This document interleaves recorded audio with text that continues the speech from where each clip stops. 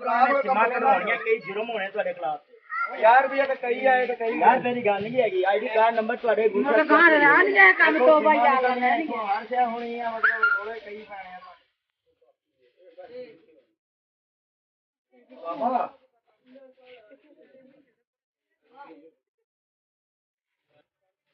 ਹਜ਼ਾरों farm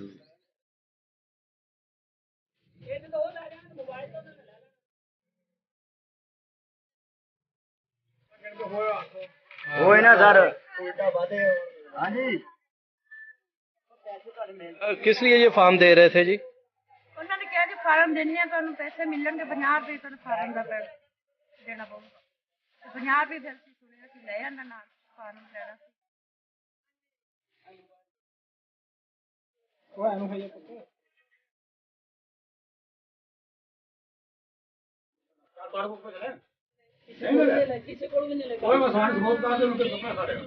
ਕੀ ਕਰਾਂ ਕੀ ਕਵਾਂ ਉਹਨਾਂ ਨੂੰ ਜੀ?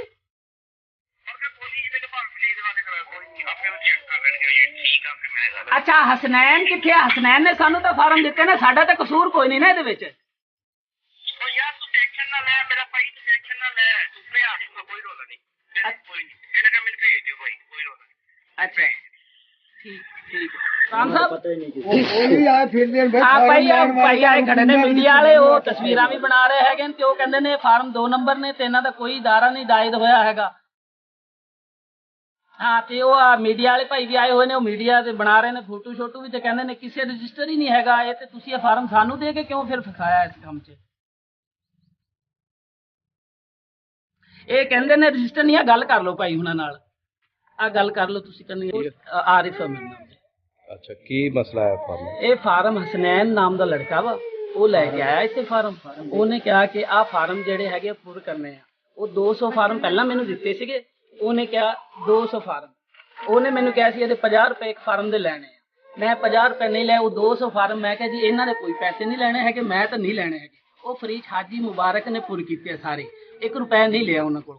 ਆ ਫਿਰ ਆਇਆ 50 ਫਾਰਮ, ਇਹਨਾਂ ਦੇ ਵਿੱਚੋਂ 50 ਰੁਪਏ ਕੁਛ ਆ ਪੁਰ ਹੋ ਗਏ ਆ, ਕੁਛ ਰਹਿੰਦੇ ਆ। ਇਹਨਾਂ ਨੂੰ 50 ਰੁਪਏ ਦੇ ਹਿਸਾਬ ਨਾਲ ਕੁਛ ਬੰਦਿਆਂ ਕੋਲ ਲਏ ਆ, ਕੁਛ ਜਿਹੜੇ ਜ਼ਿਆਦਾ ਮਾਜ਼ੂਰ ਸੀ ਉਹਨਾਂ ਕੋਲ ਲੈ ਵੀ ਨਹੀਂ ਹੈਗੇ। ਤੇ ਮੇਰੇ ਖਿਆਲ ਕੋਈ 10 ਫਾਰਮ ਜਾਂ 15 ਫਾਰਮਾਂ ਦੇ नहीं 10 रुपए फार्म 50 रुपए फार्म दे ले रहे। इस फार्म फिल करना की होना है?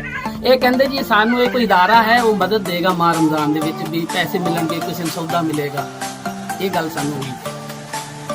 ਜਿਹੜੇ ਅਦਾਰੇ ਨੇ ਇਮਦਾਦ ਕਰਨੀ ਹੈ ਉਹ ਤੇ ਖੁਦ 50-50 ਰੁਪਏ ਫਾਰਮ ਦੇ ਲੈ ਰਿਹਾ। ਹਾਂਜੀ ਇਹ ਠੱਗੀ ਨਹੀਂ? 5000 ਰੁਪਏ ਦੇਣਾ ਜੀ ਸਰ ਇਹ 6 ਠੱਗੀ ਤਰੀਕ। ਇਹ ਠੱਗੀ ਨਹੀਂ? ਹਾਂ ਠੱਗੀ ਹੈ ਸਰ। ਤੇ ਤੂੰ ਠੱਗੀ ਦਾ ਹਿੱਸਾ ਹੋਇਆ ਨਾ? ਨਹੀਂ ਮੈਂ ਤਾਂ ਮੈਨੂੰ ਤਾਂ ਉਹਨੇ ਦਿੱਤੇ ਨੇ, ਮੈਂ ਇੱਧਰ ਲੈ ਕੇ ਆ ਕੇ। ਤੂੰ ਐਵੇਂ ਚੱਕ ਕੇ ਤੈਨੂੰ ਕੋਈ ਕਹਿ ਦੇ ਖੂਹ ਛਾਲ ਮਾਰੇਗਾ? ਸਰ ਗਲਤੀ ਹੈ ਨਾ ਮੇਰੀ ਕਿ ਮੈਂ ਅਨਪੜ੍ਹ ਬੰਦਾ ਸੀ, ਮੈਨੂੰ ਉਹਨੇ ਦੇ ਦਿੱਤੇ ਤੇ ਮੈਂ ਲੈ ਲੈ। 6 ਆ ਉਹਨੇ ਪੈਸੇ 50 ਰੁਪਏ ਲਏ ਜਾ ਰਹੇ ਆ। ਤੇ ਕਿਉਂ ਲਏ ਜਾ ਰਹੇ ਆ? ਗਰੀਬਾਂ ਦਾ ਖੂਨ ਚੂਸੀ ਜਾ ਰਹੇ ਆ ਸਾਰੇ। ਇਹਨਾਂ ਨੂੰ ਮੌਤ ਆਉਣੀ ਚਾਹੀਦੀ ਹੈ, ਫਾਂਸੀ ਦਿਓ ਇਹਨਾਂ ਨੂੰ। ਅਸੀਂ ਤੰਗ ਆਏ ਪਏ ਇਹਨਾਂ ਲੋਕਾਂ ਨੂੰ। ਗਰੀਬਾਂ ਕੋਲ 10 ਰੁਪਏ ਨਹੀਂ ਆ ਗਏ, 5 ਰੁਪਏ ਨਹੀਂ ਆ ਗਏ, ਕੋਈ ਆਟਾ ਲਿਆਉਣ ਨਹੀਂ ਆ, ਮਿਰਚ ਲਿਆਉਣ ਨਹੀਂ ਆ, ਬੱਚੇ ਦੀ ਫੀਸ ਦੇਣੀ ਨਹੀਂ ਆ। ਇਹ ਕਿਉਂ ਨਜਾਇਜ਼ ਹੋ ਰਿਹਾ ਕੰਮ ਸਾਡੇ ਮੁਲਕ ਦੇ ਵਿੱਚ? 50,000 ਜੇ ਪੈਸੇ ਦੇਣੇ ਤੇ 50,000 ਸਾਡੇ ਕੋਲ ਆ ਕੇ ਦਿੱਤੇ ਜਾ ਰਹੇ, ਜਿਹਨੂੰ ਵੀ ਦਿੱਤੇ ਜਾ ਰਹੇ। ਅੱਗੇ ਲਿਆਈਦਾ ਫੋਟੋ, ਉਹਨੂੰ ਵੀ ਬਣਾ ਲੈਂਦੇ, ਉਹਨੂੰ ਵੀ ਬੰਦਾ ਨਾ ਨਿਕਲ ਜਾਵੇ। ਉਹ। ਅਸਲਾਮ ਵਾਲੇਕੁਮ ਆਪ ਸਾਹਿਬ, ਕੀ ਹਾਲ ਹੈ? ਠੀਕ ਠਾਕ?